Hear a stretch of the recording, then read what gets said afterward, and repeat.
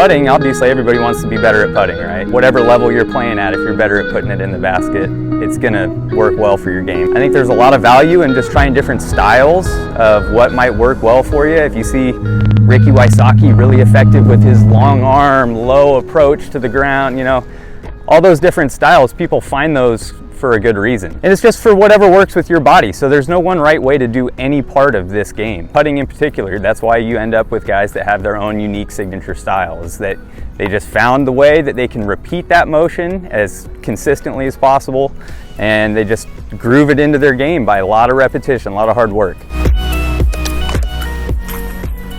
Yeah, all the best pros in the game, they may have their own style, but you see all of them have a real crisp, compact stroke on their putt. Those are the things I really like to look at as far as similarities between all the guys at the top level. There's a good reason those things are similar for the guys who are successful, right? So if you pay attention to the guys that are doing it well, you can really learn a lot if you evaluate why that's working for them. First and possibly most important part of this whole process is the contact point of your hand with the disc. I think just wherever your hand naturally wants to close around the disc is a good starting point. For the most part, your hand is just going to naturally kind of close on itself. You notice as you just let your hand dangle, your fingers naturally kind of want to curl into your hand. So wherever you feel a comfortable point where the thumb and your middle finger kind of come together, I just want to feel a little bit of pressure between those 2 points. And then your hand should just naturally close around the disc from there. Sometimes I'll sit at home and just grab a putter. Oh, I don't have time to get some practice putts in. Let me just feel this last little motion here. I mean, if you could sit there and just get a nice little spin out of your hand in a comfortable way, there's your grip right there. It's a little more of a fine motor skill. Fingers are pretty dexterous. So just make sure those are in a comfortable spot to get a nice little crisp spin of the disc. For the most part, you're holding the disc in a way that you can repeat that motion. And it's a nice little warm up when you don't have time to go out there and smash 30 putts before your round starts. And just feel that nice little spin coming off the hand, because this is the last information you can give the disc before it's gone. So for me, that's real important, because I want to make sure the last point of contact that I've got, that's giving the direction of the disc. Don't worry about a lot of pressure on the disc.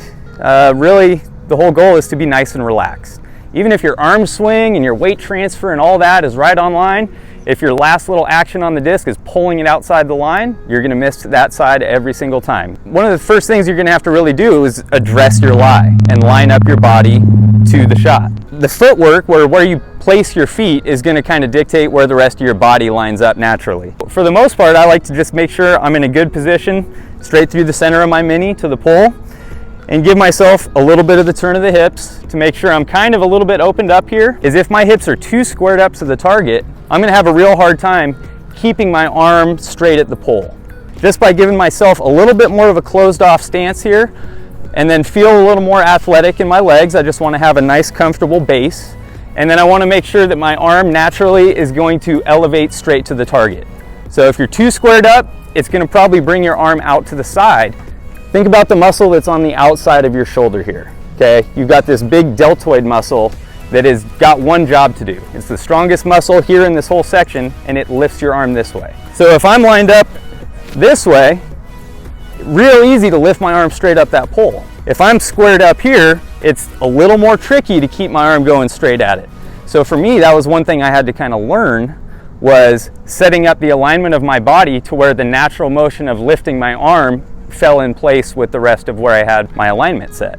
If you're putting and you feel like you're having a hard time keeping it on line, first thing I do is just check positioning of my feet and make sure I can get a nice, relaxed, easy arm swing up the pole. If you can really feel a good, comfortable, athletic base, some people like to get a little lower and initiate their legs a little bit more. Some people are a little more weight forward.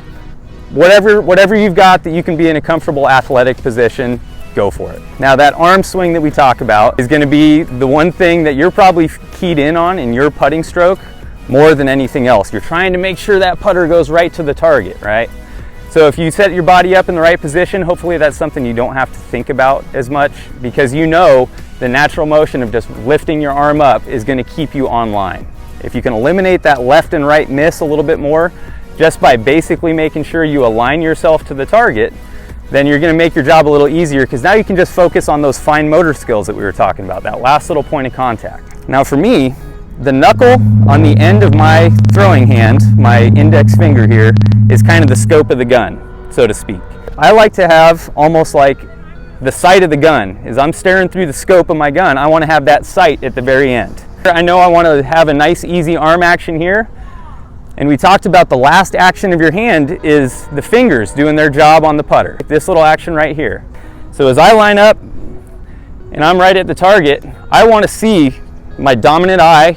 As you're putting this way, it's going to be your left eye if you're right-handed, because that's the one that's looking right down your target line. But I like to see that knuckle of my hand lined up right to the pole, because I know if I can lift my arm on that nice, easy, repeatable motion, and then the last thing that happens is my fingers propelling the disc right to the target, they're extending from this knuckle out. So just that quick little motion there, that pop, if you've got your knuckle lined up right on the pole and you get that nice pop with a repeatable arm swing, you should be pretty close to online. Now the up and down part, going to take some repetitions to feel where your release point's going to be, but you should eliminate a lot of misses left and right just by focusing on that part. For example, as I'm standing right here, all I want to do is make sure that the natural motion of my arm is going to bring me up the pole, and then I want to feel like as soon as I extend my fingers, it's coming right out here. There's not a whole lot of force behind that movement. It's just a nice repeatable little pop of the disc coming out of your hand. Now, if I had to break this down to what is the one single most important part of putting, this is it right here. That perked everybody up. You're lifting, you're letting that big deltoid muscle bring your arm up to a natural position. You got the scope of the gun lined up on there.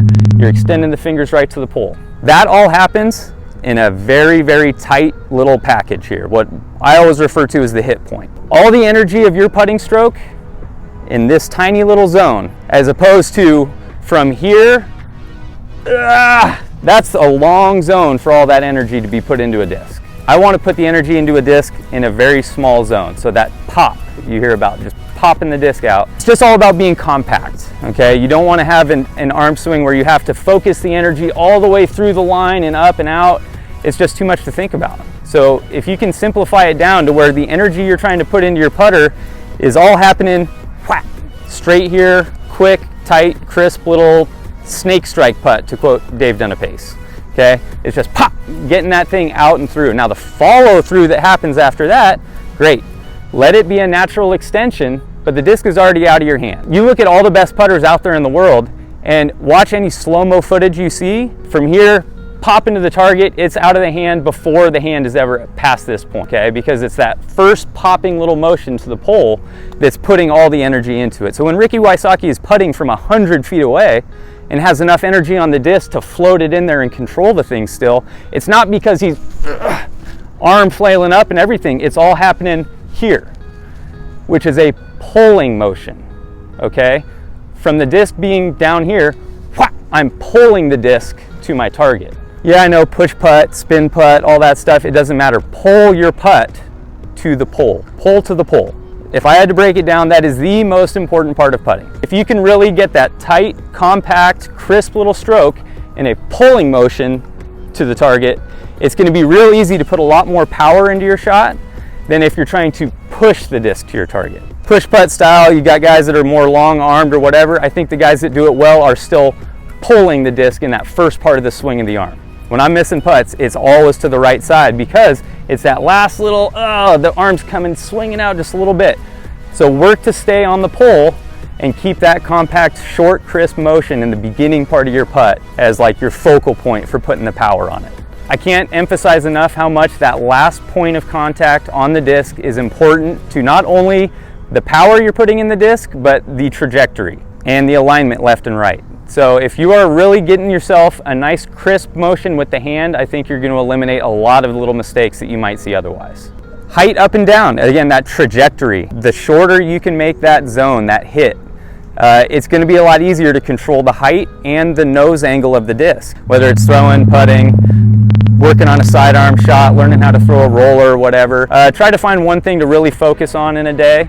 And then next time around, make sure that still feels comfortable and then try to incorporate something beyond that. But don't rush yourself into trying to learn everything all at once because there's no shortcuts. It's very easy when you're trying to learn anything in disc golf to try to absorb a lot of information and then incorporate it into yourself all at one time. Pick a thing to work on and focus on that until it becomes more natural before you try to move on to the next thing. Spend the majority of your time practicing the putts that you know are going to haunt you on the drive home if you miss it, because those are the ones that you want to be automatic. The more prepared you are, the more confident you can be on game day to say, hey, I missed one, no big deal. If I stick with what I've been doing, it's going to come around. And once you make that good first 25 footer in the round, pressure's off. Now I'm just back to playing golf. Yeah.